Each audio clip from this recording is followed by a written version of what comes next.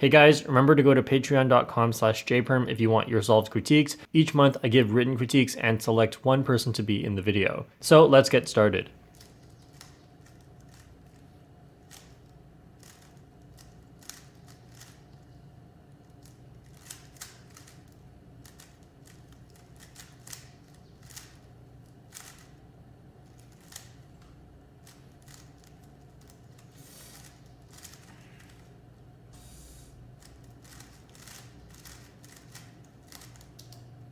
In the first solve here for the white cross, red is done, green is ready, and we have blue and orange here that are set up relative to each other. So you inserted green like this, and then aligned the cross in a way so that blue and orange can now go into the cross, with the centers being incorrect but correct relative to what's already there. So orange back there, and blue here, and then realigned the cross. This cross was very move efficient, but we can see your cross took 3 seconds, which means that works out to about 1.3 turns per second. Obviously you can turn faster than that, so let's see what could have been better. So we're going to focus on where my thumbs are, and every time my thumb changes which face it's on, then that counts as a regrip, and we'll see how many regrips you did. So you started here, so you did this move, and then D next, so that's 1 regrip of my left thumb, and then 2 regrips, 3, 4.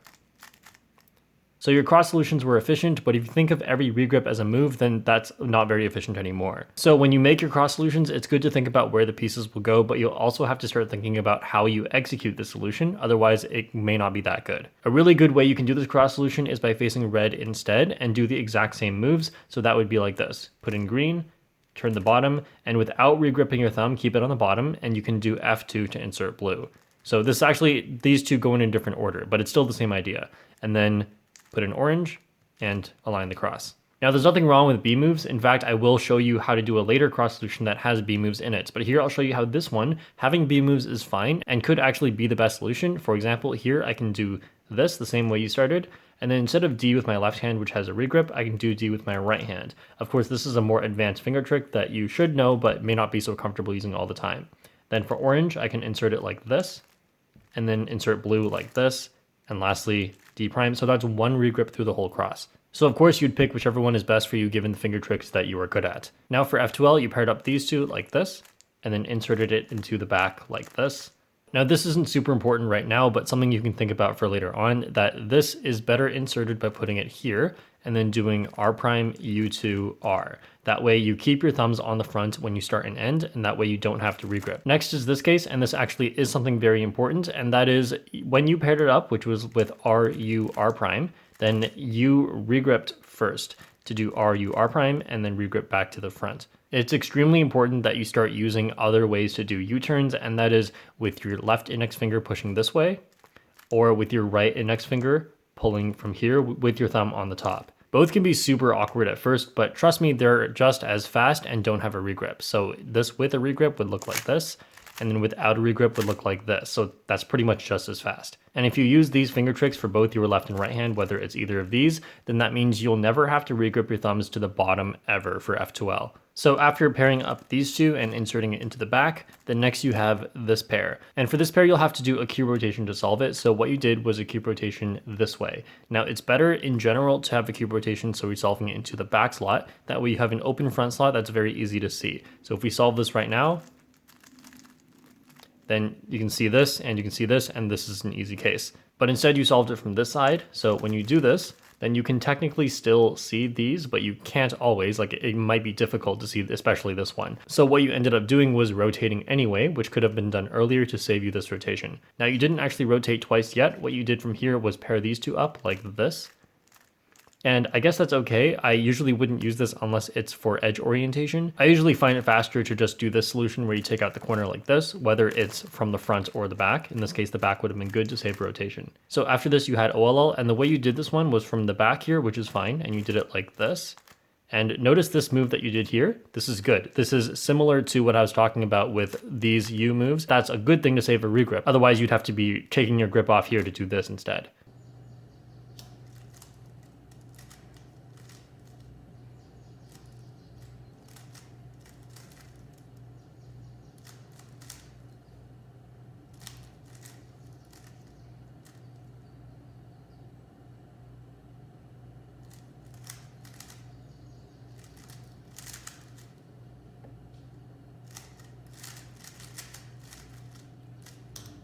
For this cross, we have blue, red, and green pretty much already, so that's really good, but orange is right here. So what you did was just insert all of these, and then move orange into the back with U2, B2.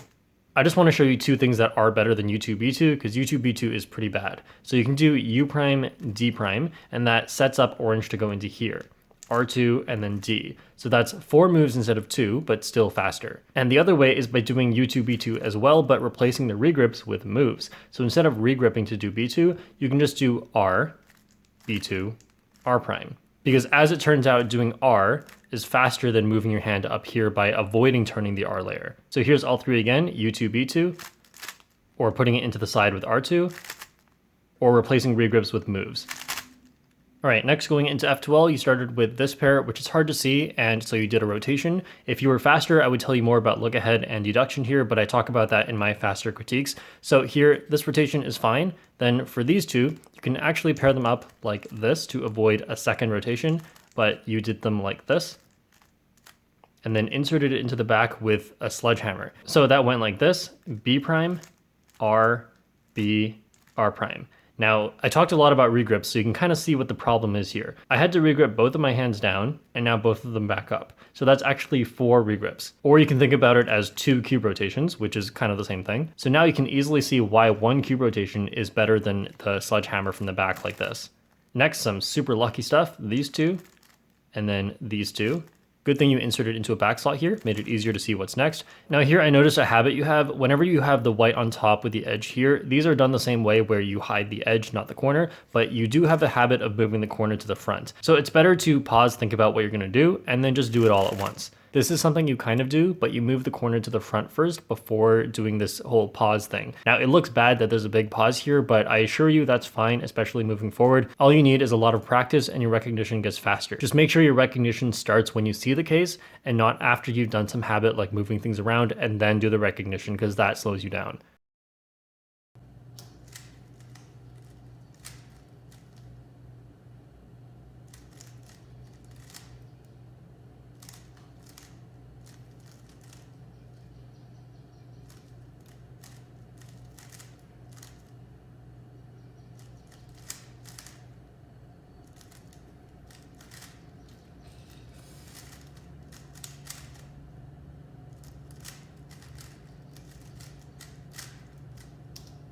So for this cross, red and green can both go in easily correct relative to each other, and then orange sets up blue on the way. So what you did was insert red here, and then green into the back, and then orange and blue like this.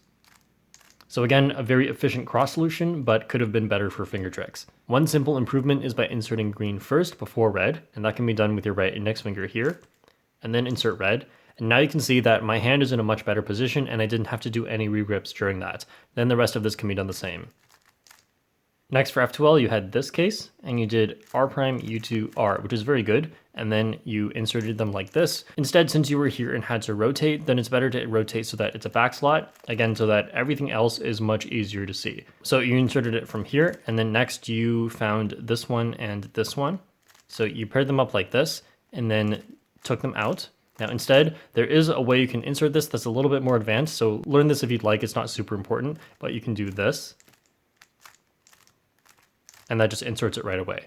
So after taking this out, you inserted it as a front slot. And again, better to have it as a back slot because then it's easier to see things here. But you had it as a front slot, and then there's these two and this one and this one. You did this one. Now again, this is a case I showed earlier. You can pair them up like this, which from the back would look like this, which saves you 1 rotation. Or forget pairing them up. There is a great way you can just solve this right away, which is shown in my F12 tricks video, along with a bunch of other tricks. But you paired them up like this, and then inserted. And then we got this case again that we had the last solve, and again, you moved the corner here. So same thing I said earlier here. So you then ended up pairing them up here. Now we'll skip through OLL. And for PLL, for A perms, one thing I noticed in terms of regrips here is you did it like this. So started out fine, and then D2, now you ended up regripping your right hand to the front here, maybe because it just feels more natural here, but instead, anytime you can, find out where you can cut these out. So if you keep your right hand at the bottom, that's actually better. If you continue through here, you'll notice that what you did, having your thumb on the front, is right at the end here, before this last R2 move, you'd be in a terrible grip here, but instead you just regripped again back to the bottom. Instead, you could have kept it at the bottom the whole time. So I talked a lot about finger tricks and regrips, especially for the cross and F12 pairs, and that is because your cross solutions and F12 solutions are quite efficient in terms of how many moves you do. So there isn't too much to comment about there, but it's really important that you start getting into the habit of using these moves or these moves in order to avoid regripping your thumb to the bottom when you do F12 pairs. Now, just some general advice for learning finger tricks is if you're going to learn any new finger trick, then try to do hand scrambles where you incorporate these moves into your scrambles somehow. And then if you do that over and over, you'll naturally get better at it. And of course, also try to add it to your algorithms. For example, the first two moves of a T-perm, you can start it like this instead of starting like this. That way you avoid that regrip. Another habit I talked about is if you're going to rotate for a pair to solve it, instead of rotating like this, rotate so that it's going into a back slot. That way it's a lot easier to see things in front of you rather than have this slot you still have to look at. So because I think a lot of the things you do are already quite efficient, the main thing to practice is getting faster at recognizing and getting faster at turning. And those actually go hand in hand because the faster you are at turning, the less you'd have to think about what turns you're doing. And once you can start making your F12 pairs more automatic, then your recognition speed will naturally come with that with a lot of practice as well, of course. But make sure before you focus on turning faster, you learn all of the good finger tricks to avoid regrips, as that is a much better habit moving forward, and of course it lets you turn even faster. That's it for this critique. Thanks for watching, and I'll see you guys next time.